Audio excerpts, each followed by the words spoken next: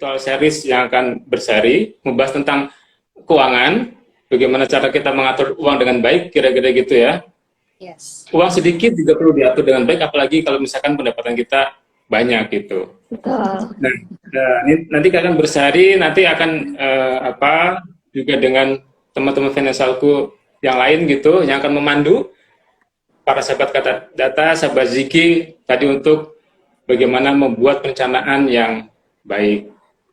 Nah, seri pertama ini tadi sudah disampaikan oleh Kak Maria ya. Kita akan membahas tentang resolusi ya, kira-kira di 2022 ini seperti apa. Nah, saya sedikit mengantar ini ya sebelum kita mulai. Di akhir tahun ini COVID sudah melandai dan kelihatannya ekonomi kita juga mulai membaik nih. Kalau misalkan kita lihat konsumsi rumah tangga sudah naik hampir ke pra-pandemi. Jadi kenaikannya sudah sekitar 5%. Artinya orang membelanjakan duit itu sudah mulai mendekati normal. Jadi kalau misalkan tahun 2000 atau 2021 itu kalangan kelas menengah ke atas atau terutama ke atas ya, yang punya banyak duit itu biasanya disimpannya di bank kan ya. Ke deposito atau masuknya ke obligasi atau sudah reksadana dan lain-lain gitu. Tapi kalau sekarang orang sudah mulai membelanjakan dananya. Jadi konsumsi rumah tangga kita sudah mulai naik. Tentu itu sesuatu yang baik. Tapi nah ini ketika kita sudah makin mendapatkan pendapatan normal kembali, biasanya itu ada gium yang bunyi kalau easy come easy go. Dia uang datang dengan cepat gitu ya. Tapi keluarnya juga dengan cepat gitu. Dan tahu-tahu misalkan di awal bulan kita gajian, tahu-tahu baru tanggal belasan loh, kok rekening kita udah makin menipis. Nanti di akhir bulan, waduh lagi bingung. Makanya bagaimana sih kita merancang di tahun ini membuat resolusi keuangan 2022. Nah, mungkin dari Kak Nia bisa menjelaskan dulu kira-kira garis besarnya gimana sih nih Kak untuk membuat perencanaan keuangan yang tadi tuh biar dompet kita terus aman nih, baik di awal bulan, tengah bulan, atau akhir bulan. Oke, terima kasih pertanyaannya Mas Nafi dan Mbak Maria. Mungkin sebelumnya aku izin perkenalan dulu ya. Halo semuanya, saya Nia, perencana keuangan di finansialku.com. Jadi tadi Mas Nafi udah sedikit ngasih tahu ya kalau dengan situasi yang semakin membaik, orang-orang mulai belanja lagi yang tadinya mungkin agak lebih ngirit-ngirit gitu karena kan ekonomi juga nggak jelas gitu ya. Sekarang udah mulai belanja-belanja lagi, mulai jajan-jajan lagi gitu ya. Nah, terus gimana supaya dompet kita tetap aman ya? Nah, yang pastinya kita tuh harus punya yang namanya anggaran atau budgeting ya. Nah, banyak orang yang suka nanya nih, idealnya tuh nabungnya berapa persen sih, investasinya berapa persen sih, atau buat jajan-jajan berapa persen sih yang baik gitu ya. Nah, sebenarnya kita di Finansialku, kita nggak pakai persentase yang fix gitu, berapa persen dari gajimu harus begini, harus begitu gitu ya. Karena kita percaya banget kalau tujuan keuangan orang-orang tuh pasti beda ya, satu orang dengan yang lainnya. Latar belakangnya juga udah pasti beda, tanggungannya beda. Terus cara spending habitnya juga pasti beda gitu kan. Jadi nggak bisa dipukul rata satu formula yang untuk bisa dipakai buat semuanya gitu ya.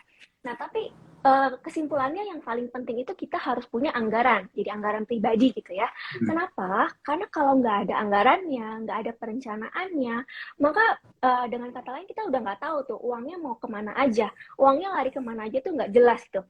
Jadi tiba-tiba tinggal paniknya aja nih. Uangnya udah habis menguap, gajinya masih lama, padahal kebutuhan hidup sampai gajian tuh tetap ada kan gitu ya. Jadi dompet nggak aman nih. Makanya dengan kita bikin anggaran ini, kita tuh udah berusaha untuk mengamankan dompet. Baik itu dalam jangka pendek, maksudnya itu bulanan ya.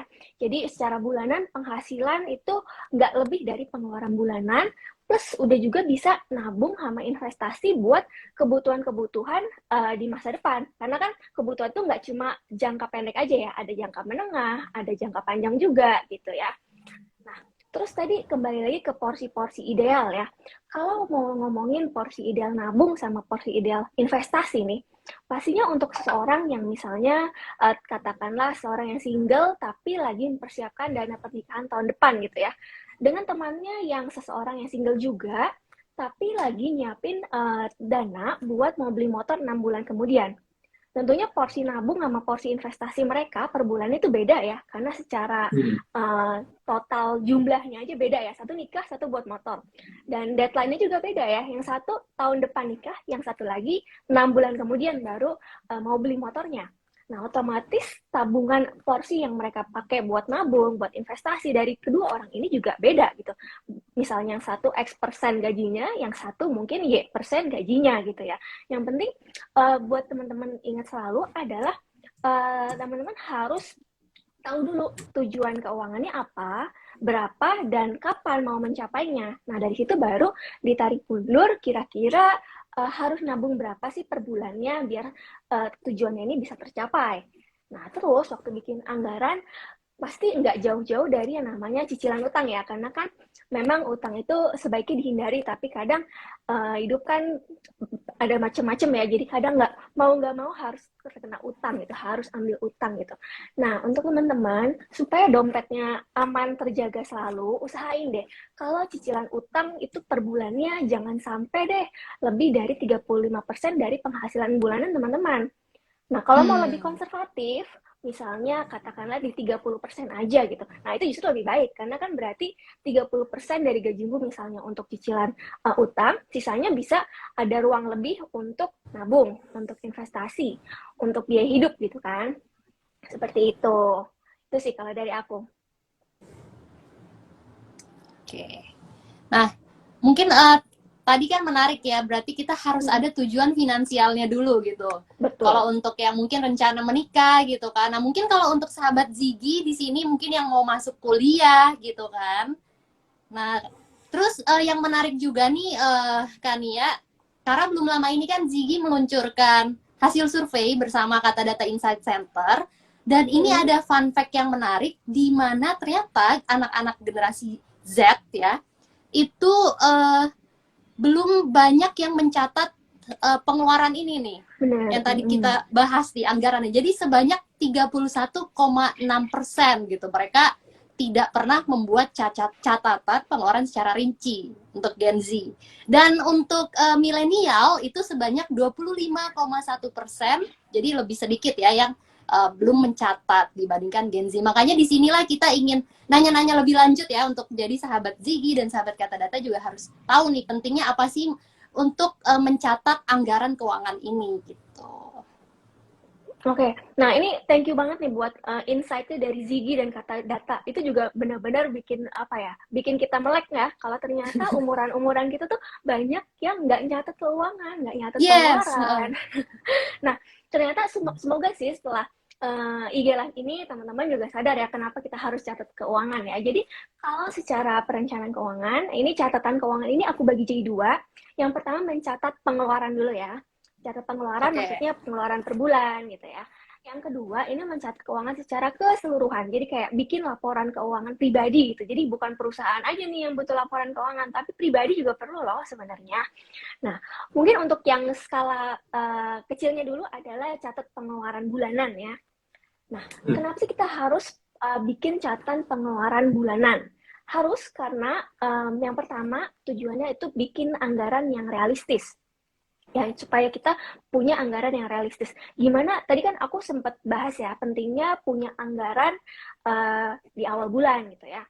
Nah, untuk teman-teman yang mungkin belum punya anggaran, terus kan karena dari sesi ini jadi tahu nih, oh harus bikin anggaran nih. Tapi gimana mulainya? Kadang mulainya itu bingung kan ya, karena nggak tahu per bulan ini udah menghabiskan berapanya itu nggak tahu. Nah, makanya untuk bisa bikin anggaran, kita mulai dari catat deh pengeluaran per bulan itu berapa, lalu lakukan hal tersebut selama 3 bulanan. Nah, dari situ nanti teman-teman akan tahu nih, tren pengeluaran bulanan teman-teman tuh seberapa sih. Nah, ini yang bisa dijadiin acuan buat bikin anggaran yang realistis. Gitu. Nah, terus untuk teman-teman yang udah punya anggaran, udah lumayan oke merencanakan keuangannya, udah punya anggaran per bulan.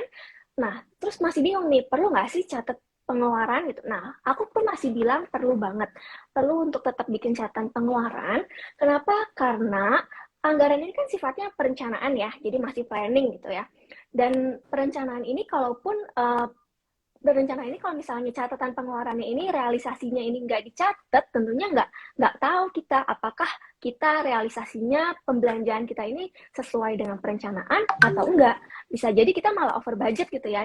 Nah, kalau over budget kan berarti kejadiannya sama lagi nih, dompet nggak aman, tengah bulan panik gitu ya.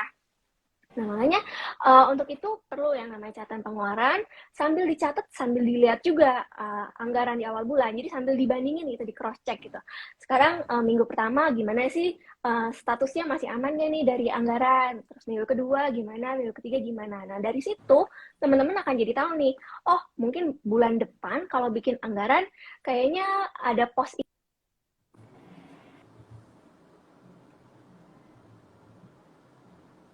Karena suaranya hilang ya. Bisa lagi. Yes, udah. Hilang ya, tadi sempat freeze sedikit ya. Iya, tadi sempat hilang, mungkin ya? Bisa diulang lagi. Oke. Iya, jadi tadi udah ada anggarannya, lalu juga ada catatan pengeluarannya. Nah, ini jangan lupa untuk di-compare atau dievaluasi gitu, sambil dilihat-lihat gitu. Jadi jangan bikin anggaran udah ditutup, bikin catatan pengeluaran udah ditutup. Karena dua hal itu kalau cuma ditutup gitu aja, cuma akan jadi catatan biasa aja gitu, yang ngotorin buku doang gitu ya. Jadi better di evaluasi, dibandingin keduanya gitu. Jadi supaya kita tahu nih, anggaran kemarin ini sebenarnya udah sesuai belum sih sama realitanya gitu. Bisa jadi kan terlalu ambisius nih ya, pengen ini, pengen itu, pengen nabungnya sekian, tapi ternyata realisasinya gimana gitu kan, ada kan. Nah, jadi dari situ pun kita juga bisa tahu nih, bulan depan waktu mau belanja, oh ternyata di bulan lalu nih banyak bocor tipis-tipis di area ini, misalnya di ojek online gitu ya, jajan-jajan dari Gojek online gitu ya. Nah, jadi di bulan depannya tuh jadi lebih tahu lagi supaya lebih mindful waktu mau belanjanya gitu. Oke. Menarik sekali nih Maria penjelasannya ya. Tapi saya mengingatkan juga ke para sahabat kata data dan sahabat Ziggy yang ingin menanyakan sesuatu, silakan di kolom chat. Jadi nanti bisa kita bahas bersama. Tadi itu soal mencatat ya, kadang kita pengennya sih gitu ya, dicatat, kadang lupa. Nah, ada tips nggak misalkan bagaimana sih biar kita nggak lupa gitu ya untuk mencatat, terutama pengeluaran ya. Kalau anggaran di awal sudah kita anggarkan berapa pos masing-masing. Dari Kania ada tipsnya, misalkan apa kita perlu nih, kayak tadi kan disebutin bukan hanya perusahaan saja nih yang perlu melakukan pencatatan. Kalau bagi orang pribadi, gimana ya tuh? Apakah butuh buku besar juga tuh? Dan jenis apa sih yang perlu dicatat itu? Mulai dari misalkan konsumsi setiap hari kah, transportasi kita kemana, dan lain-lainnya itu. Oke. Pertama untuk tips biar nggak lupa ya. Tips biar nggak lupa sih, sesegera mungkin dicatat. Begitu ada transaksi langsung dicatat gitu. Atau kalau kita di Finansialku juga baru ngeluncurin fitur baru di aplikasi kita. Jadi sebelumnya di aplikasi kita emang bisa melakukan pencatatan keuangan. Nah, sekarang fitur barunya adalah bisa mengkoneksikan dari si aplikasinya ke rekeningnya gitu. Jadi kalau misalnya yang sering bayar cashless itu kan suka nggak berasa ya, tiba-tiba dompet rekening terkuras tapi nggak ketahuan gitu kita pencatatannya gimana. Nah, ini kita bisa klik update aja, lalu transaksi di rekening tersebut terupdate di aplikasinya. Jadi nggak ada alasan lupa lagi gitu. Nah, tapi bisa juga teman-teman yang lebih suka catat manual, ya nggak apa-apa. Asal jangan lupa, begitu transaksi langsung dicatetin gitu. Jadi otomatis harus disiplin sama konsisten. Terus apa aja yang dicatat? Yang dicatat otomatis pertama penghasilan ya, seluruh penghasilan bulanannya dicatat. Bisa dari gaji, kalau yang masih kuliah mungkin ada dari orang tua, uang saku, terus atau yang mulai freelance itu dimasukin semua, seluruh penghasilan yang bisa kita dapatkan di bulan tersebut. Terus di sisi pemasukan juga ada sisi pengeluaran, di sisi pengeluaran pun catat semuanya. Mulai dari pengeluaran yang tetap, misalnya kayak uang sekolah, uang kuliah gitu ya. Lalu misalnya utilitas kayak air, PLN, listrik gitu ya, juga pulsa, lalu juga kebutuhan-kebutuhan yang sifatnya mungkin bisa diubah-ubah gitu ya, kayak uang transport, uang makan, itu juga harus catat. Kalau bisa sedetail mungkin, supaya apa? Supaya kita betul-betul tahu gimana sih kondisi keuangan kita yang seakurat mungkin gitu. Itu kalau dari sisi pengeluaran sama penghasilan ya. Kalau dari sisi yang tadi aku sempat bilang, catatan keuangan keseluruhan, itu bisa juga teman-teman catat kayak buku besar bisa dibilang gitu, seluruh aset atau harta teman-teman. Misalnya kayak tabungan di rekening A, B, C, D gitu ya. Lalu misalnya udah ada reksadana, udah ada saham, atau udah ada cicilan mobil tuh. Jadi pokoknya semua aset-asetnya dimasukin, aset yang digunakan maupun aset investasi. Lalu kalau ada aset, ada juga yang namanya kewajiban. Jadi namanya kewajiban itu utang ya. Tadi ada cicilan utangnya, saldo utangnya berapa gitu. Termasuk utang ke teman, ke saudara, ke orang tua gitu. Itu harus dimasukin semua. Nah, jadi akhirnya tuh akan ketahuan tuh. Akhirnya akan ketahuan tuh kerja sejauh ini, nabung sejauh ini tuh menghasilkan berapa sih nilai bersih kekayaannya teman-teman semua gitu. Oke. Berarti kayak dibikin pos-pos gitu ya, Kak, pos-pos pengeluaran gitu ya, pos-pos pengeluaran dan pemasukan gitu ya. Betul. Karena ini juga aku mau sharing kan, aku kan juga baru mulai tuh ya mencatat apa pengeluaran gitu kan, pemasukan. Dan terkadang tuh kita misalnya kita udah menetapkan anggaran ya sekian kan untuk bulan ini. Kita tuh sering banget terdorong faktor emosional gitu untuk belanja ya kan, traktir teman mungkin gitu atau apa. Nah, itu sebenarnya ketika emosional itu mendorong kita melewati batas anggaran tuh apa sih sebenarnya yang harus kita lakukan gitu kan?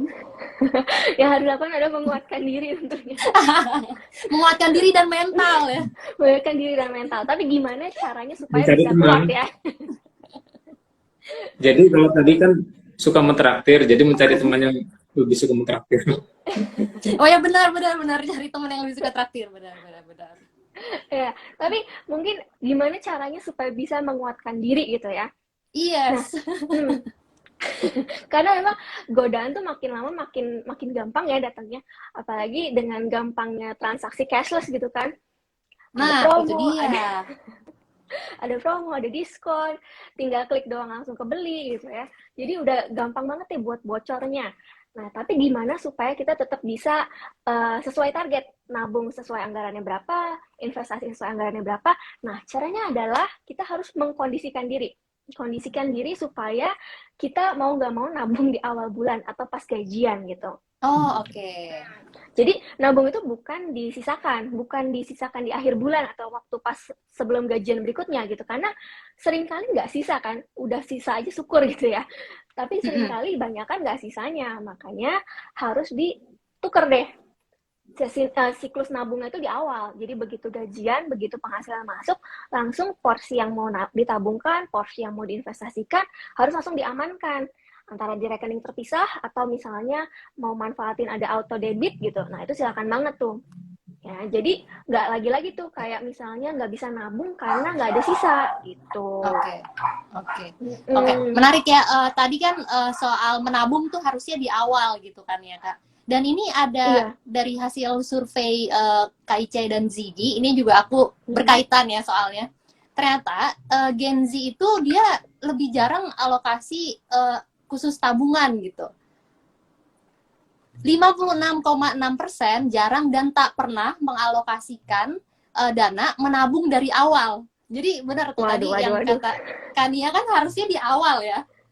Iya. Tapi ternyata faktanya itu lebih dari setengahnya malah nggak nabung di awal, nggak tahu dananya di mana gitu. Dan kalau berdasarkan cara mereka mengelola keuangan ya, ini dari hasil riset, yang pertama kali itu lebih banyak mereka membeli barang yang dibutuhkan. Seperti itu. Dan ini juga aku sih sebenarnya juga pengen nanya nih ya. Kan terkadang nih kalau dalam sebulan tuh ada hal-hal yang kita butuhkan gitu ya, kayak kebutuhan sehari-hari, dan ada alokasi dana untuk kewajiban pengeluaran kayak sewa gitu kan, atau cicilan. Nah, sebenarnya tuh lebih baik kita yang mana tuh yang kita dulukan tuh, yang tadi kebutuhan sehari-hari kah, ataukah kewajiban tadi tuh kayak bayar sewa atau apa gitu. Sebenarnya prioritasnya tuh yang mana sih untuk mengatur keuangan ini? Ya?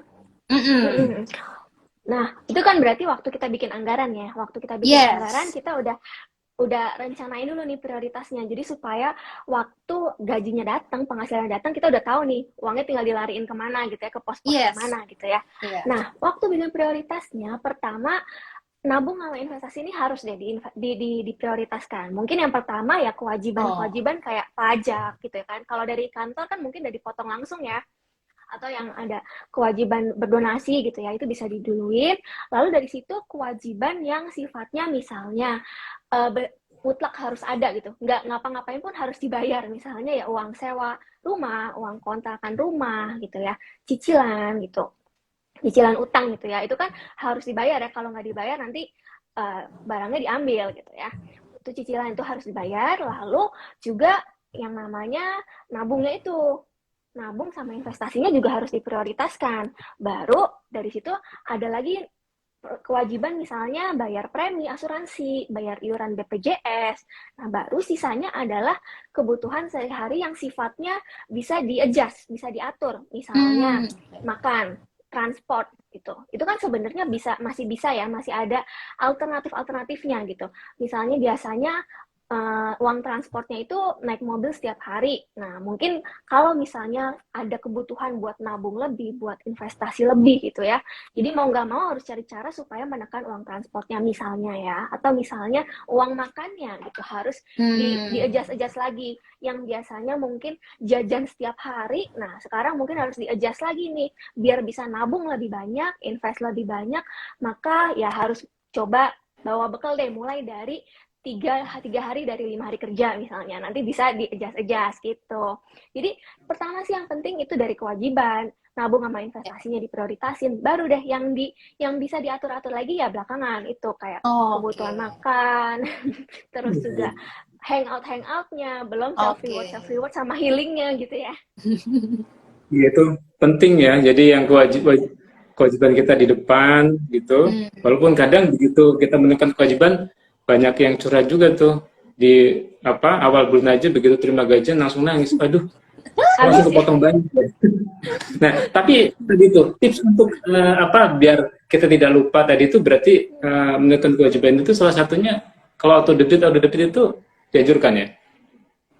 Auto debit kalau misalnya kayak emang wajib kayak uang sewa, uang kontrakan gitu daripada kelupaan sih boleh banget. Dan juga untuk yang tabungan sama investasi itu dibanding lupa gitu ya, kalau udah punya targetnya ya langsung di auto debitin juga nggak masalah banget, justru malah bisa mengkondisikan kembali itu. Jadi kita nggak ada lagi kesempatan buat lupa gitu, jadi nggak nabung bulan ini, nggak sisa jadi nggak invest bulan ini gitu. Karena kan buat nabung sama investasi itu kalau biar makin berasa itu kalau dilakukan secara konsisten ya, rutin gitu. Karena kalau bolong-bolong itu akan berasa sebenarnya nggak gitu signifikan gitu. Nah kalau misalnya konsisten terus-terusan dilakukan itu akan lebih berasa gitu sih. Nah tadi kan disebutin kita bisa melakukan komparasi biar bisa menentukan sebenarnya posnya kita sudah sesuai atau belum. Itu yang paling baik di bulan pertama dan kedua atau perlu kita juga lihat sampai misalkan di bulan ketiga gitu untuk membandingkannya? Mungkin gini, kan 3 bulan pertama itu dicatat nih pengeluarannya nih. Ini untuk teman-teman yang belum punya anggaran ya, Mas aku ya. Belum punya anggaran, masih bingung gimana bikin anggaran. Jadi catatan pengeluarannya dibikin tuh 3 bulanan. Nah, kan udah tahu nih, bulan pertama habisnya sekian, untuk makan sekian, untuk jalan-jalannya sekian gitu. Nah, bulan kedua juga tahu, bulan ketiga juga tahu. Nah, dari situ kan udah ada trennya ya. Nah, ini untuk bikin anggaran di bulan keempat. Nah, misalnya nih di bulan keempat udah punya anggaran, gaji masuk, langsung deh dialokasiin sesuai dengan pos-pos yang di anggaran tadi. Nah, sambil uangnya mulai dibelanjakan, kan begitu uangnya masuk, langsung kayak mendadak gitu kan ceritanya ya, rekening langsung gendut gitu ya. Dari situ kan mulai perlahan-lahan dibelanjakan turun gitu kan, sesuai anggaran gitu ya. Nah, dari situ pun bisa sambil dilihat nih anggarannya. Misalnya anggarannya 200.000 untuk katakanlah makan di minggu pertama gitu ya. Lihat dulu pas akhir minggu pertama apakah sekian gitu. Nanti minggu kedua dicek lagi nih ke budgetingnya gitu, ke anggarannya. Apakah progres pembelanjaannya masih sesuai gitu. Jadi kita tahu nih kalau misalnya belanjanya udah terlalu heboh nih, udah terlalu hedon nih. Jadi misalnya katakanlah tadi di awal bulan menganggarkan 1 juta buat makan, ternyata udah mau habis, padahal masih ada beberapa hari lagi gitu. Itu sih tujuannya. Nah, terus waktu akhir bulan, baru deh dilihat lagi nih keseluruhan dari pengeluaran kita. Terus dibandingin sama anggaran kita di awal, buat bikin budget di bulan berikutnya, gitu sih menurut aku. Tapi kalau biasa aja, kalau contoh nih ya, contoh misalnya kita udah netapin anggaran untuk 3 bulan ke depan gitu ya. Ternyata di bulan pertamanya udah melebihi anggaran gitu.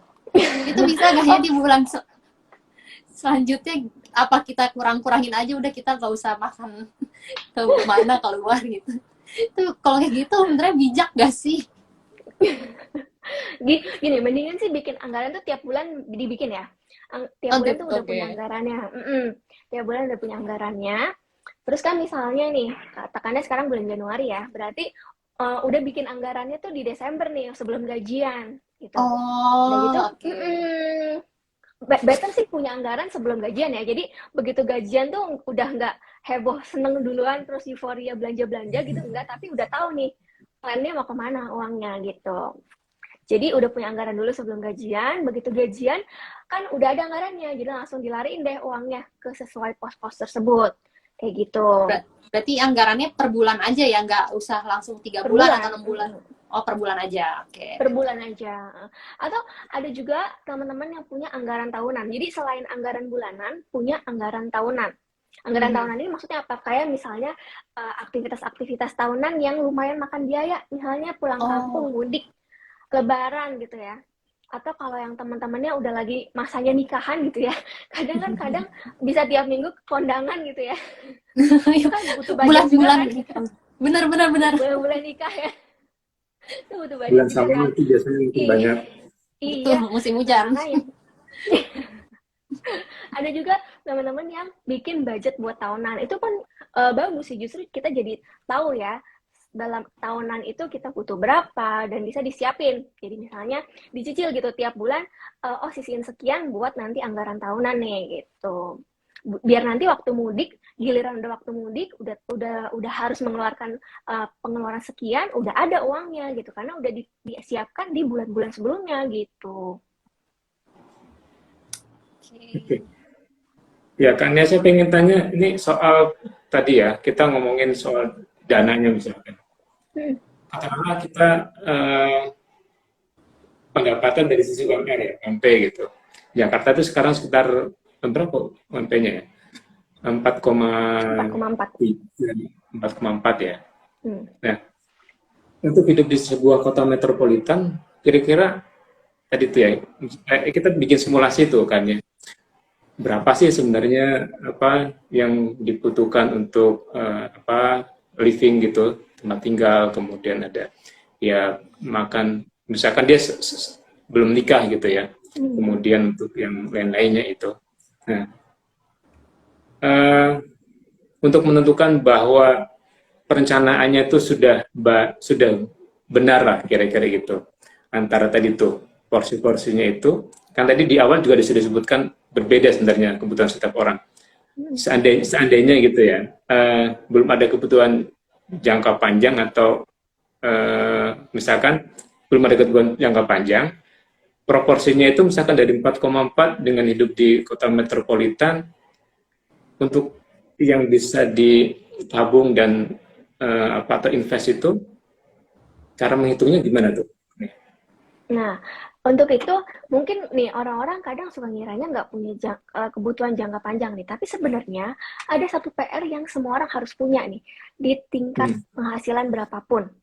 Nah, semua orang itu harus punya namanya dana darurat nih Kak Mas. Nah, dana darurat itu jadi tabungan atau uang kas khusus yang kita siapin sengaja untuk kondisi-kondisi darurat gitu. Karena kan semua tingkat pendapatan pun ada kemungkinan menghadapi masa darurat ya, kondisi-kondisi darurat ya. Misalnya kemarin corona terus penghasilannya berkurang, terus juga ada yang misalnya terkena bencana atau musibah, atau ada kerusakan atap di rumahnya karena hujan besar misalnya, atau handphonenya tiba-tiba rusak dan nggak bisa produktif karena handphonenya rusak gitu ya. Jadi semuanya pasti mengalami kondisi darurat kan ya. Nah, untuk itu teman-teman di tingkat penghasilan berapapun itu harus punya yang namanya dana darurat.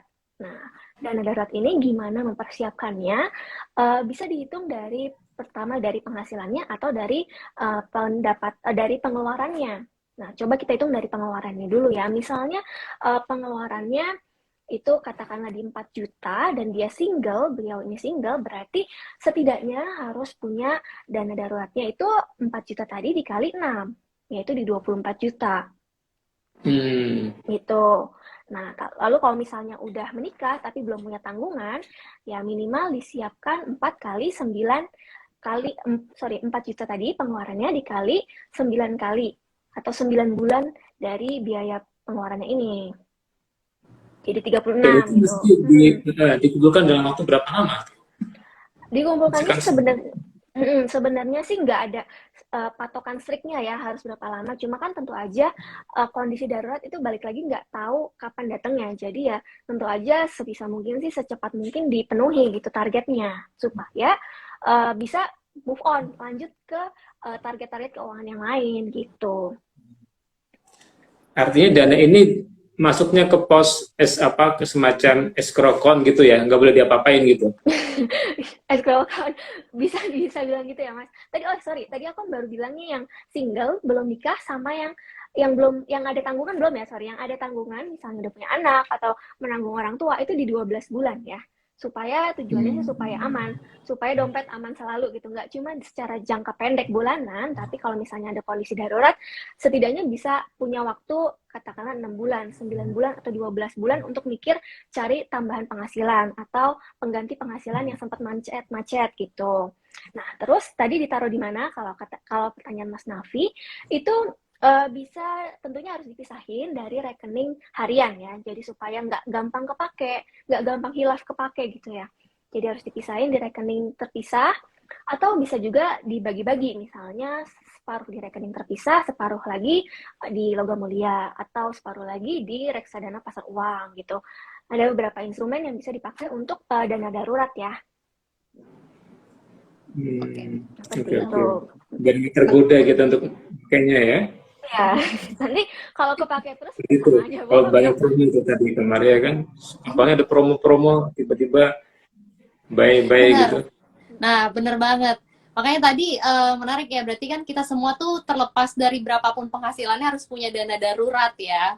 Betul. Buat teman-teman nih, sahabat Ziggy, sahabat Kata Data, dan sahabat Finansialku gitu ya, yang lagi nonton sekarang dimanapun berada gitu kan. Mau UMP-nya Jakarta gitu atau di Makassar, Kalimantan, Sumatera, tetap harus ada dana darurat. Nah, cuma kalau untuk ininya gimana ya? Untuk penyimpanannya kan tadi kan di reksadana pasar uang gitu kan sama tabungan gitu. Nah, setelah pemenuhan itu apakah baru bisa investasi atau bisa sambil jalan sih? Tadi kan di awal kan kita sempat nyinggung tabungan dan investasi gitu ya. Iya, benar. Sebenarnya sih biar enaknya, biar fokus itu satu-satu gitu ya. Cuma kan gimana pun juga biar fokus tuh maksudnya biar benar-benar fokus lah ya, nggak kesebar gitu fokus nabungnya. Enakan sih sebenarnya satu-satu, tapi apa mau dikata kadang misalnya udah ada tanggungan atau udah ada kebutuhan buat yang mengharuskan untuk misalnya nyiapin dana pendidikan juga sambil nyiapin dana darurat gitu. Tapi gimana pun juga dana darurat ini tetap harus ada. Jadi daripada nggak sama sekali, mendingan dana darurat tetap jalan, prioritas yang berikutnya juga tetap jalan gitu. Jadi mendingan tetap diusahakan. Kalau misalnya yang tadi masih single, belum ada tanggungan, belum merasa punya tujuan jangka panjang, nah itu berarti bisa fokus dulu deh di dana daruratnya. Karena begitu cepat selesai bisa langsung ke kebutuhan yang lain kan. Namun kan kalau misalnya yang sudah menikah, sudah punya tanggungan, mungkin kan udah ada cicilan KPR gitu ya, udah ada kebutuhan dana pendidikan anak gitu kan. Nah ya itu mau nggak mau ya harus jalan paralel gitu kan. Karena kan ya namanya juga hidup ya, banyak banyak lika-likunya gitu ya. Oke. Jadi itu ya harus jalan barengan sambil dana prioritasnya tetap ada porsi yang dialokasikan untuk dana darurat ini. Oke. tadi kan untuk tempat-tempat yang masih single gitu ya, sama teman-teman yang udah punya tabungan. Nah, gimana untuk teman-teman, mungkin sahabat Ziggy dan Kak Dada yang lagi menyaksikan, ini untuk yang ingin memulai bisnis gitu, apakah dana daruratnya sama kayak tadi atau gimana tuh cara penghitungannya kalau untuk yang khusus mau mulai bisnis gitu? Buat mulai bisnis. Nah, ini tergantung waktu mulai bisnisnya ini kamu resign apa enggak gitu. Kalau resign dari kantor utama, kalau resign dari pekerjaan utama tentunya kan berarti harus siap benar-benar nol ya income-nya, karena kan misalnya lagi merintis bisnis gitu ya kan. Nah, itu otomatis dana daruratnya harus lebih besar. Katakanlah dia masih single tapi dia mau resign dan mau memulai bisnisnya. Ya berarti 6 bulan aja nih kayaknya nggak cukup nih. Karena kan dalam melakukan bisnis, kadang 6 bulan di awal tuh belum income ya, belum bisa menghasilkan keuntungan kan. Karena masih proses merintis ini gitu sih. Jadi masih kembali tergantung kondisi ininya. Apakah resign, apakah sambil jalan dua-duanya gitu. Oh, oke. Berarti sebaiknya tadi lebih dari 6 bulan gitu kalau untuk yang resign atau yang tidak resign gitu? Ya, kalau misalnya mau bisnis dan dia nggak resign ya berarti kan dia masih ada 6 bulan itu masih oke gitu ya. Tapi katakanlah dia benar-benar mau all in ke bisnisnya, berarti kan akan resign. Pendapatan bulanan akan nol ya, nggak ada gitu. Nah, itu ya harus dipikirkan apakah sanggup cuma ada tabungan 6 bulan biaya hidup dengan kondisi belum ada penghasilan dan harus mikir keras buat bisnisnya. Mungkin agak berat ya, gitu kan. Mungkin ya lebih baik digandain, punya 9 kalinya atau 12 kalinya. Supaya apa? Sebenarnya sih tujuan akhirnya adalah supaya si teman-teman Ziggy dan sahabat Ziggy dan sahabat Kata Data yang mau merintis bisnis ini lebih tenang dan punya ketenangan batin ya dalam merintis bisnisnya ya. Karena merintis bisnis itu kan otomatis pikirannya benar-benar banyak harus dipikirkan, mulai dari pengembangan bisnisnya, mulai dari gimana masuk ke marketnya, gimana harus ngatur bisnisnya supaya menghasilkan profit, belum kalau misalnya hire orang gitu. Nah, kalau misalnya keuangan pribadinya pun masih gonjang-ganjing gitu, otomatis stresnya pun makin banyak gitu kan. Nah, dengan punya persiapan backup untuk keuangan diri sendiri yang cukup, seenggaknya si sahabat Kata Data dan sahabat Ziggy ini yang mau mulai bisnis ini bisa lebih tenang gitu. Jadi bisa lebih fokus ke bisnisnya aja gitu. Dibandingkan mikirin bulan depan makan apa atau 3 bulan lagi makan apa. Gitu sih tujuan utamanya. Jadi kembali lagi dikembalikan ke kenyamanannya si pebisnis ini gitu sih. Oke. Kita udah ngomongin soal bisnis-bisnisan ini. Tadi kan kita membayangkan bahwa sahabat Kata Data atau sahabat Ziggy yang join di sini, mereka katakanlah sebagai karyawan gitu ya. Kalau misalkan entrepreneur, para pengusaha UKM yang mungkin pendapatannya nggak fix tiap bulan, gimana untuk merancang keuangan bagi mereka itu? Nah, kalau misalnya freelancer atau yang UMKM entrepreneur ya, jadi pendapatan bulanannya nggak tetap. Nah, ini tetap kembali lagi ke catatan pengeluaran. Karena pengeluaran tuh tetap pasti ada ya. Penghasilan mungkin kadang naik, kadang turun. Tapi pengeluaran itu rata-rata pasti ada yang dikeluarkan gitu kan. Dan nominalnya biasa nggak jauh-jauh. Kecuali tiba-tiba head on atau tiba-tiba ada kebutuhan yang amat sangat besar gitu kan. Tapi kalau yang dalam kondisi normal, biasanya sebulan, 2 bulan, 3 bulan itu udah kelihatan. Kira-kira biasa per bulan tuh rata-rata keluar berapa sih? Nah, angka inilah yang menjadi target si freelancer tersebut, target si entrepreneur tersebut, supaya gimana caranya supaya dalam bulan tersebut bisa mendapat penghasilan sekian. Gitu sih. Jadi mikirnya dibalik gitu. Bukannya kita nungguin project, tapi betul, itu jadi benchmarknya. Bulan pertama, bulan kedua seperti apa. Okay. Betul. Setelah itu tinggal mengatur bagaimana misalkan pendapatannya naik kalau misalkan ingin menambah di pos-pos yang diinginkan tadi itu ya. Betul, dari benchmark tadi, dari benchmark tadi bikin anggarannya, kalau ada lebih justru buat suntikan dana, misalnya untuk dana daruratnya ditambahin, karena kan penghasilan bulanannya nggak tentu ya. Dan ada kemungkinan misalnya bulan depan omsetnya agak berkurang misalnya. Jadi dana daruratnya ditambahin sedikit. Atau misalnya dana daruratnya udah cukup oke, udah cukup memadai, ya berarti kalau misalnya omset lagi tinggi, bisa dipakai untuk nambahin dana target untuk investasi sama target sama tabungannya ini, gitu. Oke. Iya, menarik. Nah, mungkin dari aku satu lagi ya, karena kan ini kita lagi ngebahas tentang merancang keuangan di 2022, bagaimana agar dompet tetap aman. Dan ini ngomong-ngomong dompet ya, di sekarang ini bukan cuma dompet fisik, tapi ada yang namanya dompet digital gitu kan. Nah, dan ini aku mau nyinggung lagi tadi ya, hasil survei Kata Data Insight Center dan Ziggy, ini ada yang menarik. Jadi ternyata anak muda, mungkin nih sahabat Ziggy salah satunya lagi nonton ya, ternyata lebih banyak menggunakan dompet digital dibandingkan ATM. Bahkan presentasinya itu adalah 67,8% yang menggunakan dompet digital. Banyak lah ya produk-produk dompet digitalnya gitu kan. Nah, terus ini gimana nih Kak? Mungkin ada tips khusus gak sih? Karena sejujurnya kan banyak nih pengeluaran dari dompet digital itu ya. Kalau dari aku pribadi gitu kan, kalau aku bisa sharing, itu dompet digital tuh kan karena gampang ya.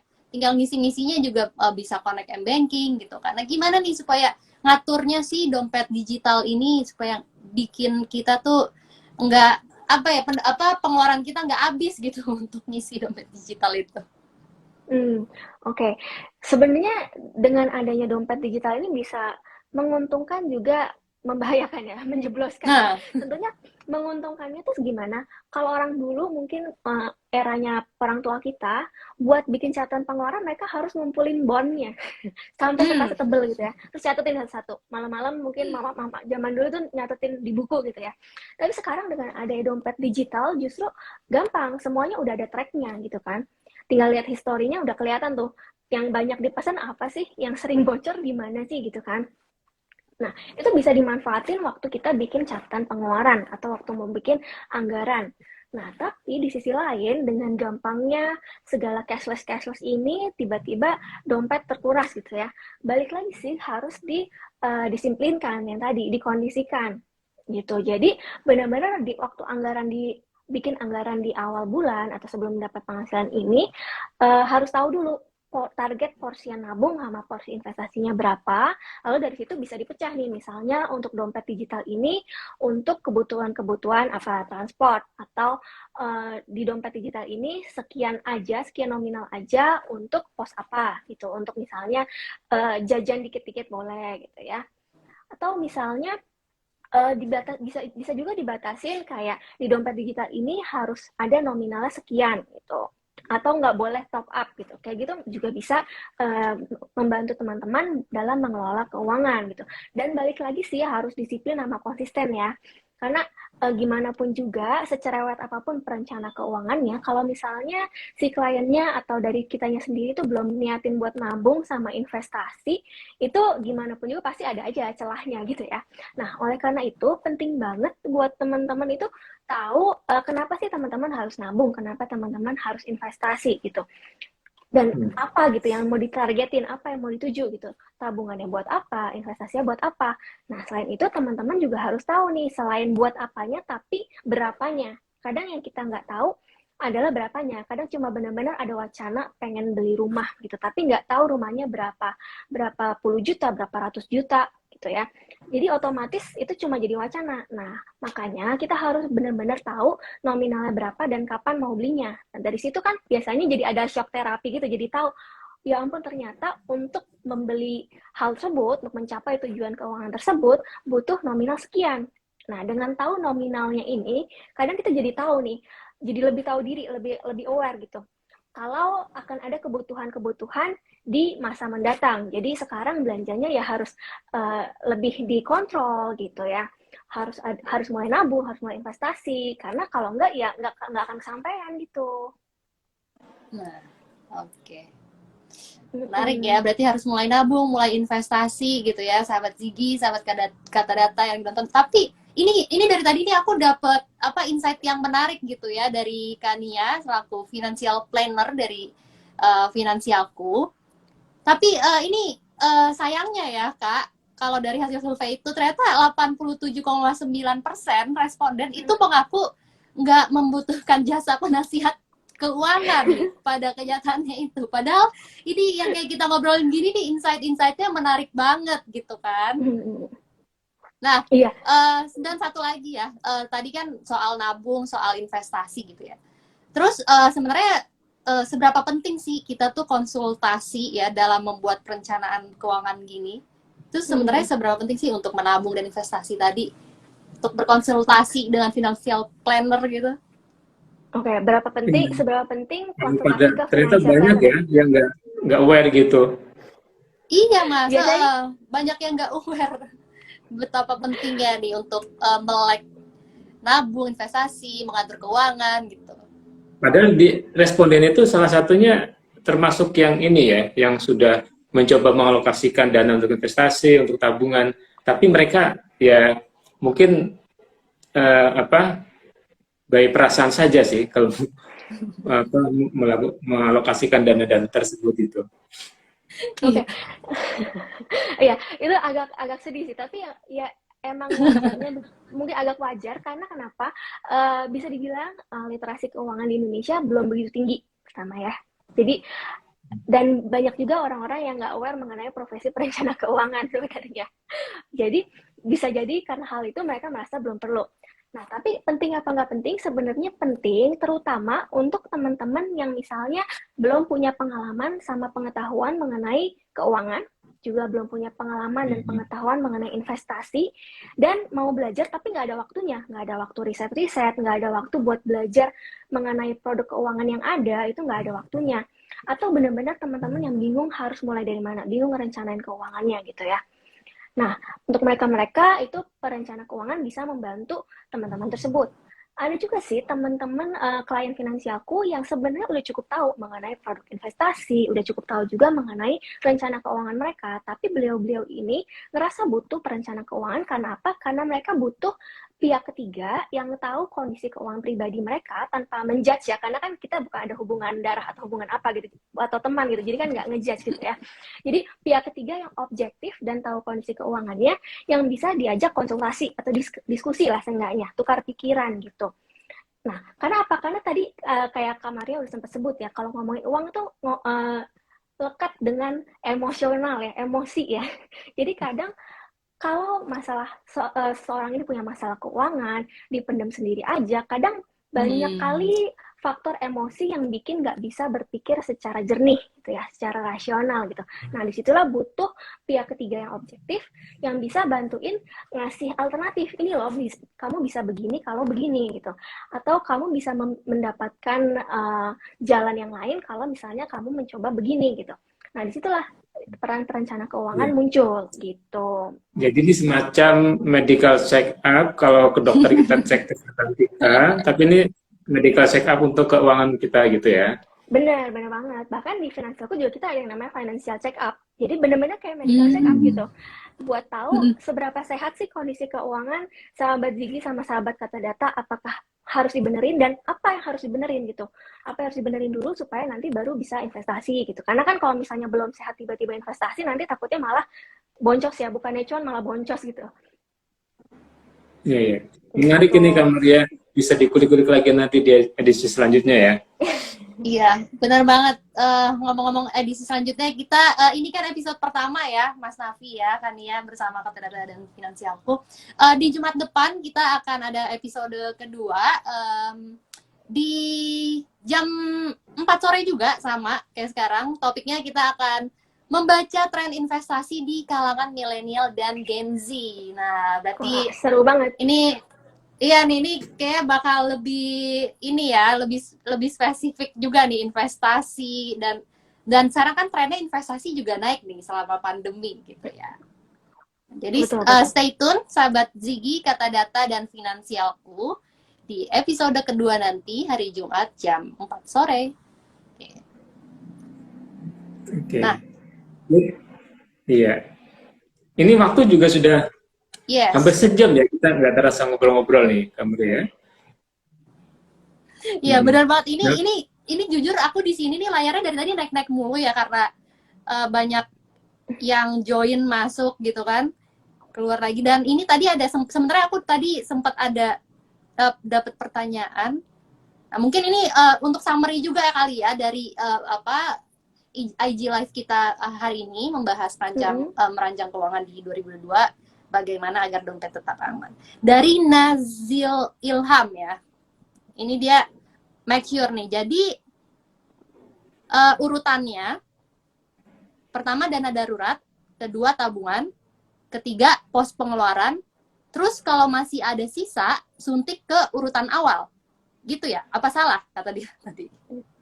Oh, oke. Untuk urutannya ya, mensummary tadi penjelasan Kak Nia juga. Jadi buat bikin anggaran, mungkin kalau aku summary-kan, pertama kan kewajiban-kewajiban yang kayak pajak, donasi, terus juga kewajiban yang sifatnya tetap atau kebutuhan yang sifatnya tetap. Tadi ada uang sewa, uang kontrak, terus uang sekolah misalnya ya. Lalu dari situ ke misalnya ada kewajiban kayak premi, asuransi, iuran BPJS gitu ya. Lalu juga dana daruratnya, dana darurat sama investasi ini diprioritaskan. Jadi dana darurat atau investasi ini keduanya, dana darurat ini bisa jadi tabungan ya. Bisa tabungan atau investasi. Baru dari situ ke pos pengeluarannya gitu. Kalau misalnya paralel, dana darurat sama yang lain, nah, baru bisa dua-duanya sambil jalan. Tapi mungkin Kak Nazira ini bisa atur prioritas ya atau bobotnya gitu. Misalnya dana darurat bobotnya digedein dulu, terus misalnya dana mau nikah gitu, dana nikahnya sekian persennya gitu. Tapi keduanya ini harus diprioritaskan dibandingkan pos-pos pengeluaran gitu. Nah, itu dia ya. Semoga menjawab